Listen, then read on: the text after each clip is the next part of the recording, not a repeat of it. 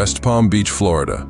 A seemingly ordinary day for former President Donald Trump on the green, under the warm Florida sun. But beneath the calm, something far more wicked was waiting to be unfolded. Just beyond the pristine hedges, a shadow appeared, waiting for the perfect moment. Donald Trump, once again, the target of a calculated, deadly plot. The man behind the attack, Ryan Wesley Ralph. Armed, dangerous, and ready to strike, his intentions were clear. But why now? Why Trump? This wasn't the first attempt, and as you'll see, it may not be the last.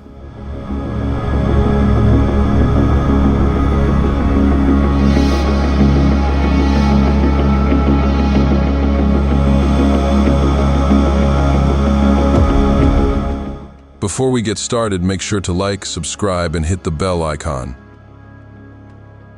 Segment 1. The attack. Sunday afternoon, West Palm Beach. A man armed with an AK-47 style rifle was spotted by Secret Service agents stationed near Trump's golf course. His weapon pushed through the perimeter just 300 yards away, ready to unleash chaos. A moment of silence followed by decisive action. Shots fired. The suspect, Ryan Wesley Ralph, fled the scene, leaving behind more than just footprints in the sand. A GoPro, 2 backpacks, and a military-grade weapon remained, hinting at something far more orchestrated. Ralph's escape was short-lived. His black Nissan was quickly tracked down by local law enforcement, sealed off by nearly 30 vehicles on the I-95. The manhunt ended without bloodshed, but the questions left behind were far from answered. Who is Ryan Wesley Ralph? A convicted criminal, charged in 2002 for possessing a weapon of mass destruction.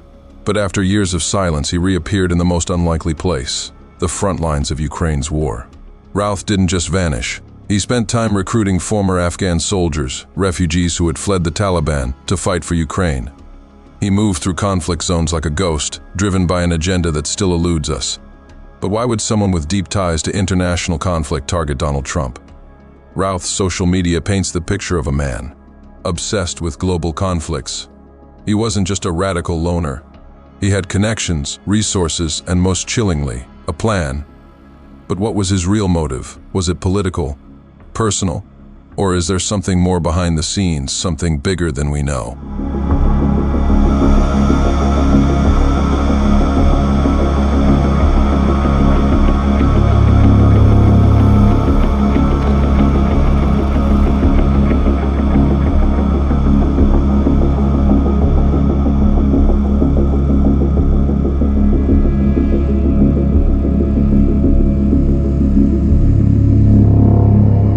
Segment 2, second attempt, a pattern of violence. 2 assassination attempts, both striking with precision, both coming at a time when Trump's political influence is once again on the rise. This is not random. This is a coordinated attack, 2 hits in the span of months, with timing that cannot be ignored. The first attempt already put Trump's security in question. Congressional hearings followed, probing how someone managed to bypass multiple layers of security during Trump's rally in Pennsylvania. Just days later, Cheadle resigned, as the cracks in the system became all too clear. And now, with this second attempt, the cracks are turning into fractures. The question is no longer if, but when, the next strike will come. Both attempts come at a time when American politics is more divided than ever. Violent rhetoric, growing unrest. And now, the very real threat of assassination looms over the presidential race. But who benefits from these attempts on Trump's life? And more importantly, who's pulling the strings? The timing of these attacks cannot be ignored. With just weeks to go before the election, the stakes are higher than ever. Trump, a polarizing figure, has become a symbol for both sides of the aisle, a target for those who want to disrupt his influence. Could these attempts be part of a greater plan to shift the balance of power? As Trump's opponents grow louder, the forces against him are no longer hidden in the shadows, they're stepping into the light. But who exactly stands to gain?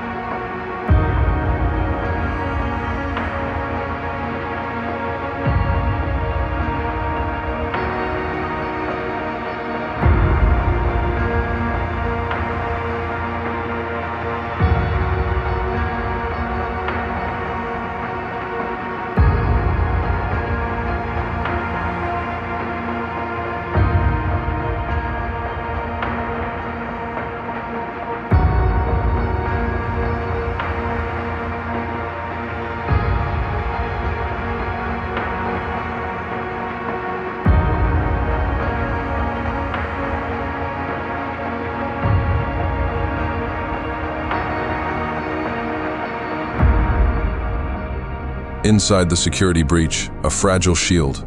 With the spotlight on Trump's security, the real concern grows. Just how vulnerable is he? If someone like Ralph could get so close, with enough planning and patience, what's to stop the next attempt? Security protocols are being questioned, tested, and pushed to the brink. Even with heightened measures, these assassination attempts have highlighted a chilling fact. No one, not even a former president, is completely safe. Trump remains unfazed, his campaign moving forward with the same intensity, if not more. Fundraising emails flood inboxes, reading, "Nothing will slow me down. I will never surrender." But behind the bravado, the reality is sinking in. These attempts on his life are only a taste of what could come. As the nation holds its breath, one thing is certain: these attacks aren't just personal, they're political. A direct hit on the heart of the election. The next few weeks will determine not only the future of Trump's campaign, but the future of the country itself. And with every step, the danger escalates. Will Trump's campaign adapt, go underground, or press on with even more public appearances? The attempts on Trump's life beg the question: who is really behind these attacks? Are they lone wolves with a grudge, or is there something more calculated at play? Political assassinations have always been the tool of the unseen hand, the powers operating outside of public view. History has shown us that when political figures become too powerful, too influential, they often attract forces that seek to silence them. Could Trump be the latest in a long line of leaders who fell prey to the ambitions of others? These attempts are not random acts of violence. They are part of a broader, more dangerous game, a game where the players remain in the shadows, waiting for their next move. But who will strike next? And what's the end game?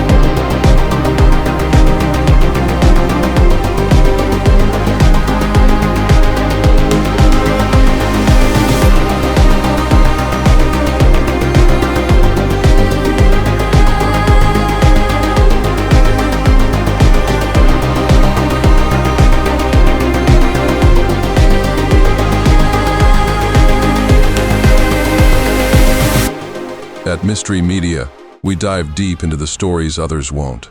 We uncover the secrets, the conspiracies, the truths hidden from view. Subscribe now and join us as we dig deeper into the mysteries that shape our world. Because the truth is always stranger than fiction.